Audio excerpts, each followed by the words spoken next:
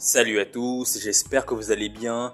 Le tirage au sort de la prochaine édition de la Ligue des Champions vient d'être effectué cet après-midi et bien évidemment, comme vous le savez tous, il n'y a plus de phase de groupe. C'est désormais un championnat avec 36 équipes, avec 8 matchs à disputer pour chaque équipe et les 8 premiers du classement seront automatiquement qualifiés pour les 8e de finale et n'auront pas à jouer les 16e de finale, contrairement aux équipes qui finiront entre la 9e et la 24e position. Les équipes restantes qui finiront entre la 25e et la 36e position seront d'office éliminées de la Ligue des Champions et ne seront pas reversées en Europa League. Dans cette vidéo, je vais m'attarder sur le Barça et donner mon point de vue sur le tirage. Le Barça va affronter le Bayern, Dortmund, l'Atalanta, Monaco, Brest, Benfica, l'Étoile Rouge de Belgrade et les Young Boys de Berne.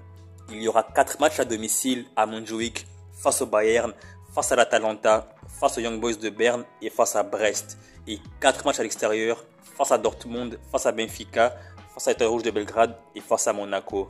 Honnêtement, en prenant du recul, pour moi, ce tirage au sort, c'est vraiment un très bon tirage au sort. Le Barça va affronter deux grosses équipes, le Bayern et Dortmund, les retrouvailles entre Hansi Flick et le Bayern, les retrouvailles entre Lewandowski et le Bayern. Ça va vraiment être un match très compliqué.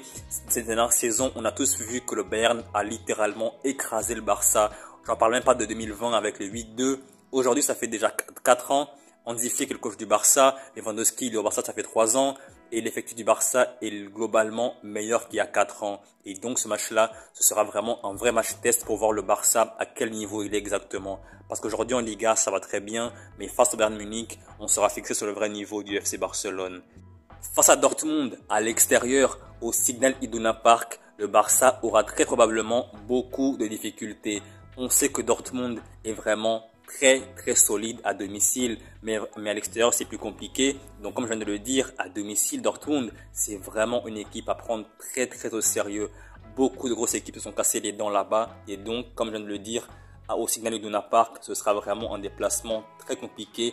Mais cette saison avec Hansi Flick, je crois au Barça. Ces dernières saisons en Europe, il y a eu beaucoup d'humiliations, surtout à l'extérieur. Mais avec Hansi Flick, ce Barça-là semble plus serein, semble plus convaincant. Ce n'est que le début de saison, nous ne sommes que au premier mois de compétition, nous ne sommes qu'au mois d'août. Mais d'après ce que je vois, je pense que cette saison avec Hansi Flick, le Barça va sortir une grosse saison en Liga et en Coupe d'Europe. Donc, ce déplacement à Dortmund sera un déplacement test. J'espère que ça va bien se passer pour le FC Barcelone. Mais à part le Bayern et Dortmund, personnellement, je pense qu'il faut prendre très au sérieux l'AS Monaco et l'Atalanta. L'AS Monaco, déjà, on a vu ce qu'ils ont fait à Montjuïc il y a 2 semaines au trophée Juan Gamper. Victoire 3-0, très nette, victoire précise, claire et nette de l'AS Monaco face au Barça.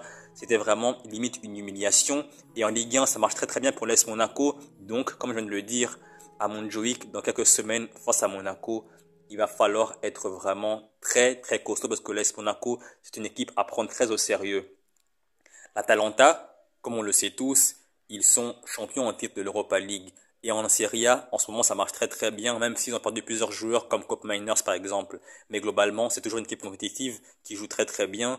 Et donc, c'est vraiment une équipe à prendre très au sérieux. Et il va vraiment falloir prendre des points face à ces équipes-là parce que ce sera vraiment pas évident.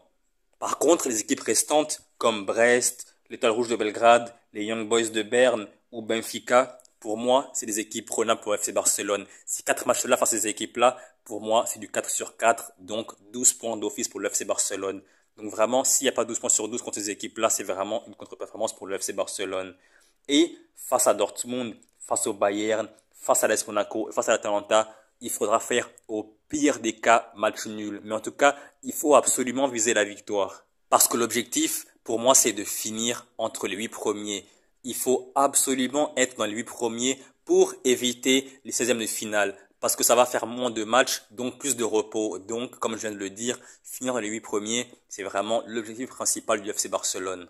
Et quand je vois le programme des autres équipes top, comme le Real, Arsenal, City, le Bayern, par exemple, eh ben, je vois qu'ils ont des équipes très compliquées à jouer. Mais par contre, le Barça, ça va. À part le Bayern, Dortmund et à la limite, l'Atalanta et l'AS Monaco, c'est vraiment globalement un bon tirage au sort pour le FC Barcelone. Les 8 matchs sont vraiment des matchs abordables pour le FC Barcelone. Et logiquement, pour moi, par rapport à cela, il devrait absolument finir dans les 8 premiers. Sinon, pour moi, ce serait une grosse contre-performance du FC Barcelone. Donc voilà, c'est la fin de la vidéo. J'espère que vous avez aimé la vidéo. Et n'hésitez surtout pas à commenter dans la section commentaires en donnant votre avis sur ce tirage au sort du FC Barcelone. Selon vous, est-ce un bon tirage ou bien pour vous c'est un peu compliqué malgré tout? N'hésitez surtout pas à commenter comme je viens de le dire. Et on se revoit très prochainement pour une prochaine vidéo. Salut et à la prochaine.